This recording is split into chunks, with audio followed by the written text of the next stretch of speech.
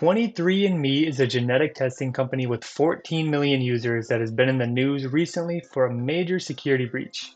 Today, we're going to figure out how it happened. This is the most recent story, so I figured we'd start at the beginning, start at the end, go all the way back and understand what's going on. So here, 23andMe admits it didn't detect cyber attacks for months. Let's figure out how we got to that point. So back on October 6th, 23andMe came out on their blog and said, hey, we're addressing data security concerns. So what does that mean? There is a lot that needed to be addressed. And on this day, all the way down in the blog post, they mentioned they recently learned that certain 23andMe customer profile information that they opted into sharing through our DNA relatives feature was compiled from individual 23andMe accounts without user authorization. So you'll see it up here at the top. This is not good. It's kind of a big red flag they're throwing out there right at the start. And then they go on to say a little bit further down, we believe threat actors were able to access certain accounts in instances where users used recycle login credentials, which this is just another way of saying credential stuffing is how the attackers got in there.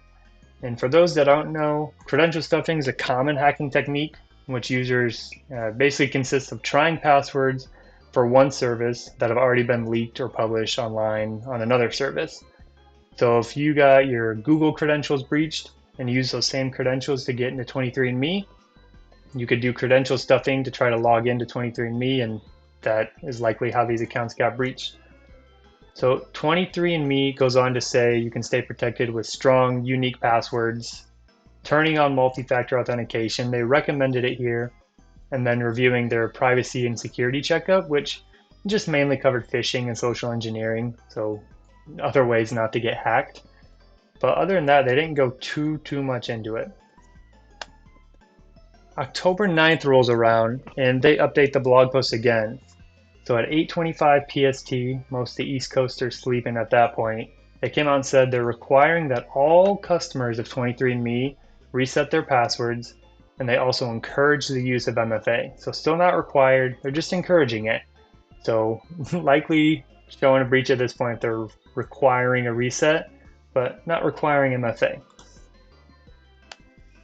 Moving on from there, we get this headline, the first of many from TechCrunch. 23andMe resets user passwords after genetic data posted online.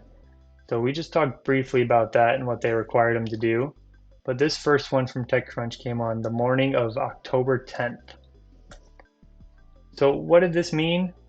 So in this article, they talk a little bit about a couple of things here. So the first one, 23andMe's announcement right here came 2 days after hackers advertised an alleged sample of 23andMe user data on the hacking forum breach forums, offering to sell individual profiles for between $1 to $10. The sample, which TechCrunch had seen, contained the alleged user data of 1 million Jewish Ashkenazi descent and then another 100 million Chinese users. So the data was out there, it had been seen, been confirmed at that point. And then they go on a little bit further down in this article. So we get a quote here from the CEO of Social Proof, Rachel Toback. She goes on to say, I would like to see organizations proactively support their users in avoiding credential stuffing risks. And in the case of 23andMe, the reaction to forced password resets could have happened much earlier, as soon as the credential stuffing attack was known. So as you recall, October 6th, they came out with that initial post, and they likely knew about it a little bit before then, but they waited till October 9th to get passwords reset. So who knows how many credentials were breached between those two scenarios going on, but I'm sure a lot happened in that time. And then Rachel also went on to say, eventually I would like organizations to focus on proactive rather than reactive reactions to reduce this risk, and reactive responses need to happen quickly.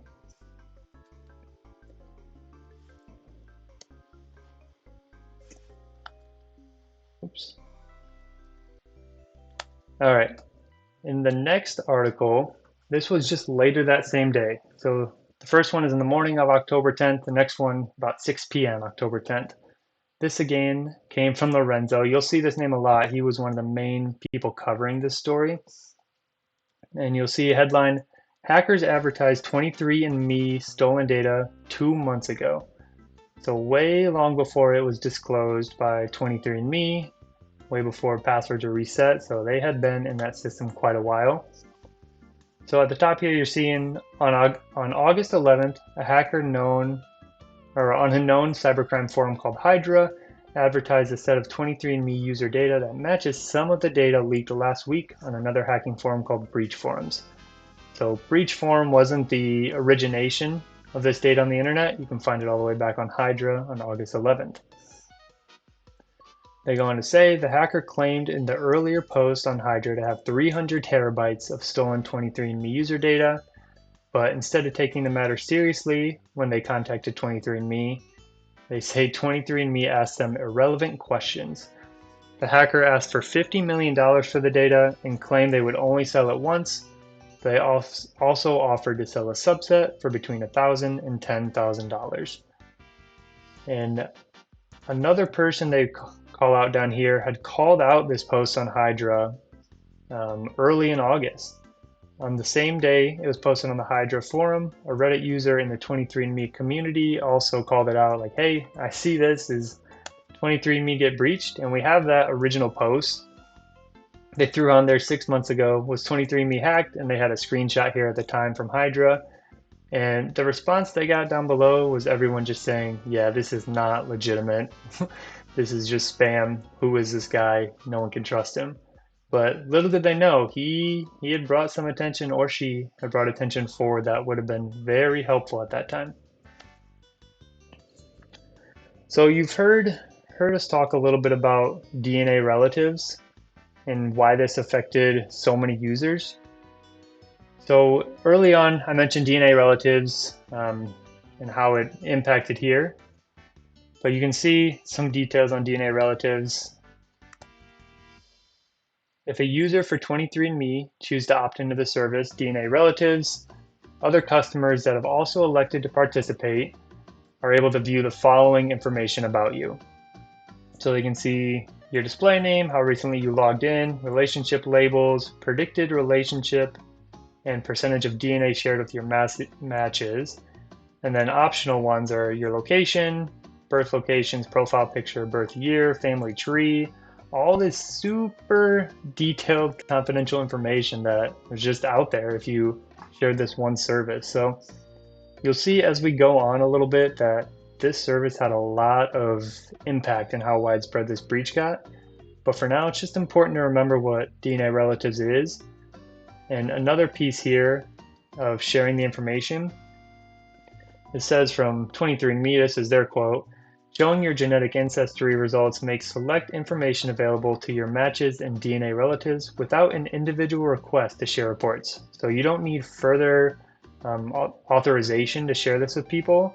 And that information includes all of your ancestry reports. As you get any new ancestry reports, that DNA relative that you have, it's just updated for them. So there's not, once you turn it on, it's basically set it and forget it. This information is just continuously shared, which is pretty wild to think about. And we come back here on another story from TechCrunch. Lorenzo, our trusted news source over there, on October 18th. There's more leaks. There's millions more 23andMe user records on the cybercrime forum. So what exactly came of this? On Tuesday, a hacker who goes by Gollum published a new dataset of 23andMe user information containing records of 4 million users on the known cybercrime forum Breach Forums. TechCrunch has found that some of the newly leaked stolen data matches known and public 23andMe user and genetic information. So it was blasted 4 million more records and it looked legitimate.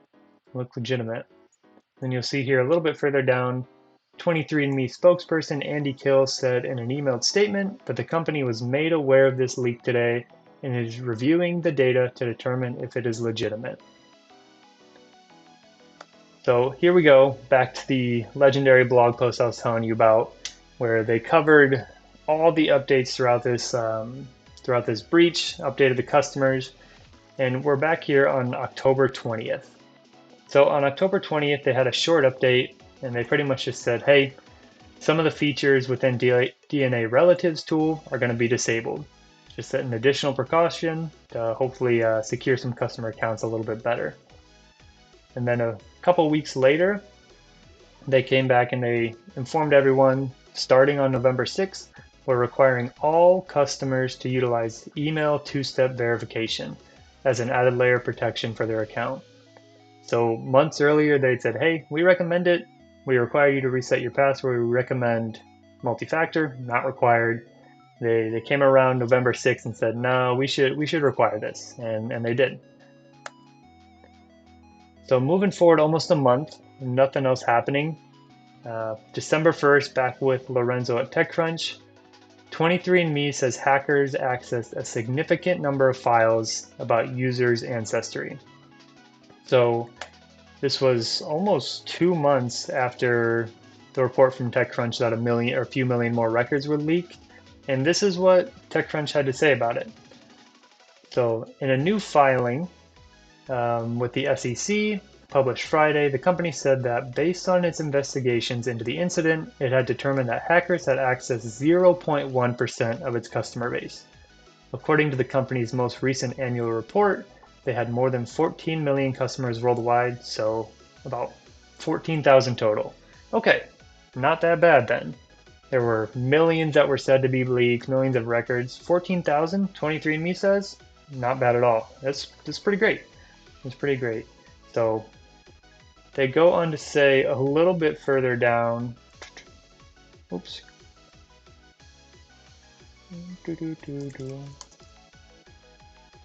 Here it is.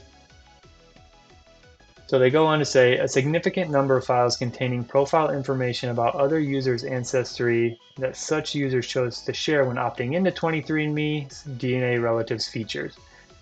So there's also, they're saying, more files. We're not going to say how many more, but 14,000 accounts got breached, and there were just a significant amount of other files that happened to get breached here. So moving on a little bit, this is 3 days later after that report from 23andMe had come out saying 14,000 accounts got breached. We see this headline. 23andMe confirms hackers stole ancestry data on 6.9 million users.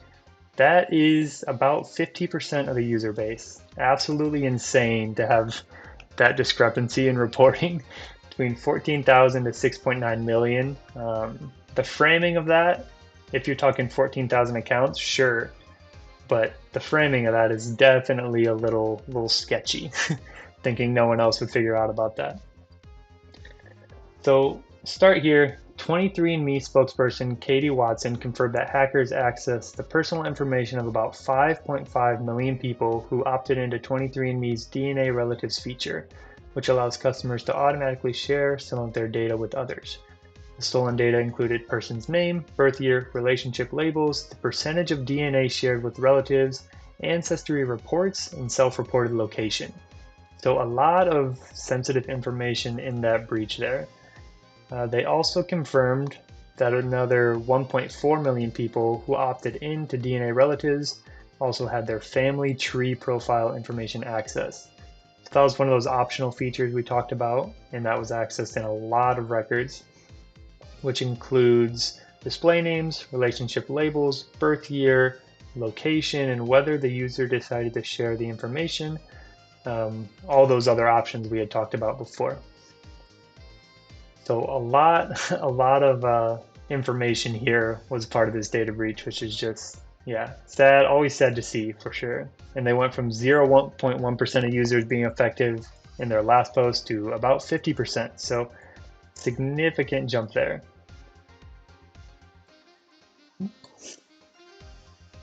Okay, and then on to the next section, which is a lot of deflecting and finger pointing from 23andMe. So not a good look after the reporting we've seen up to this point.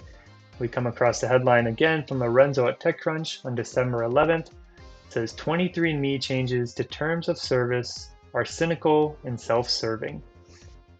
Let's figure out why. It could just be a lawyer trying to defend the victims, but let's figure out why he says this. So, 2 days before, 23andMe disclosed that hackers had accessed the personal and genetic data of almost 7 million customers, the genetic testing giant updated its terms of service. The changes are an effort to make it more difficult for the victims of the breach to band together in filing a legal claim against the company, according to lawyers who specialize in representing victims of data breaches in the arbitration process. So, yeah, it does come across a bit strange on the timing of this, but I'll lead you to your own judgments. One thing before we look at this quote here, this is from a lawyer that's a partner at this law firm you see here, Colin Milstein, said this is some of the most pernicious and cynical attempts I've seen of we've already made it hard for you to go to court, now we're going to make it even harder for you to go to arbitration. It screams a desperate attempt to dissuade and deter people from suing them, which if you've done nothing wrong, why do you have to do that? And a response that 23andMe had put out, this is what they said about updating their terms of service and why they did it. I'll leave it to you to read if you want to go full into detail, but the gist of it is doing this was good for 23andMe and bad for customers. And one thing they do note in here is we encourage you to read the full new terms of service, which obviously we know most, if anyone, doesn't, or basically nobody does that. And you have to read it within 30 days and let us know if you don't agree. And if you don't, you just agree to the new terms of service, is basically what this last paragraph says. On to the next, we go forward another month or so into early January. And this headline is another damning one for 23andMe. It says, 23andMe tells victims it's their fault that their data was breached. So definitely an eye-catching headline. Let's see if there's any merit behind that.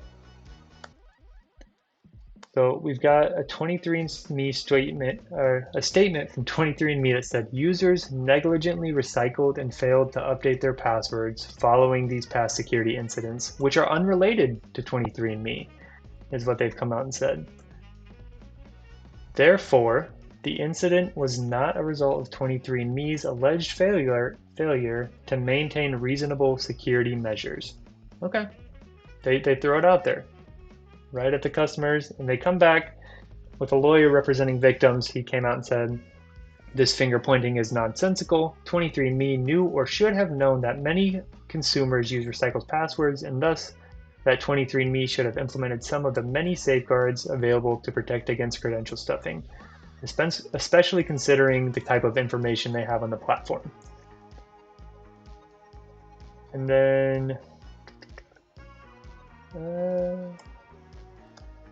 let's see. Yep, we had one more quote in this one I wanted to share with y'all. So this information was potentially accessed, or the information that was potentially accessed cannot be used for any harm, is what 23andMe says. They explained that in their October 6, 2023 blog post. The information that may have been accessed related to the DNA relatives feature, which a customer creates and chooses to share with other users on the 23andMe platform. Such info would only be available if plaintiffs affirmatively elected to share the information with other users via the DNA relatives feature. Additionally, the information that the unauthorized actor potentially obtained about plaintiffs could not have been used to cause pecuniary harm, whatever the hell that means. On to the next one. This is the article, the most recent one we came back. So we've come all the way full circle here. 23andMe admits it didn't detect cyber attacks for months. So if you recall, we talked about that post on Hydra on August 11th, that the information was out there. Well, maybe August 11th, it just wasn't all pulled and dumped on that same day. Let's figure out what happened. In a data breach notification letter filed with regulators this weekend, 23andMe revealed that hackers started breaking into the customers' accounts in April 2023 and continued through most of September. So they were in the system for quite some time, getting information on customers' credentials. In other words, for around 5 months, 23andMe did not detect a series of cyber attacks where hackers were trying and often succeeding in brute forcing access to customers' accounts. That was a whirlwind. A lot has gone on in this case. Any updates that we come across, I will be sure to update you on. But I wanted to share my opinion, which I've done a little bit throughout. Oh, one thing before we get into that, and very important, is why does this even matter? I mean, like 23andMe said, this is no data that's going to cause financial harm to people, no socials, anything like that. Why does this matter? So from this article, they talk about a few things here. So the first is let me fix that. There we go. First one here is that the ability to research family history and disease risk shouldn't carry the risk that our data will be accessible in data breaches through scraped accounts by law enforcement, insurers, or in any other ways that we can't foresee. And they go on to say a little bit further down here, let me find the exact quote, sorry. No. Yeah, another one they say is there are no federal laws that clearly protect users of online genetic testing sites like 23andMe and Ancestry.com. So there's no regulation in place. When a breach happens, the company's blaming the end users. And this is sensitive information. It's genetic testing information. And it just seems like there's no accountability for trying to keep it secure for the end users who, I mean, as you'll see when I talk about my opinions, my first one, my lesson learned is you cannot expect users to utilize strong, unique passwords across all platforms. It's not common practice for years, and yeah, it's best practice, but essentially you're just asking to get breached. Like Laflamme said, it's just asking to get hacked. If you're expecting users to do all the heavy lifting on the security side and use unique, long, complex passwords on all these different sites, it's just not going to happen. So if you have sensitive information on your application, MFA should just be required. It shouldn't be an option at this point. And there's many ways to do it that add that extra layer. Whether it's email, SMS, authenticator apps, unique key that people carry around. And like many have said in these articles, just don't throw your users under the bus. It's on the company to protect the masses and secure the data that they possess. They're making your company massive amounts of money. Work to protect them, even if you're protecting them from themselves. And if you've stuck around this long, consider subscribing. Thank you.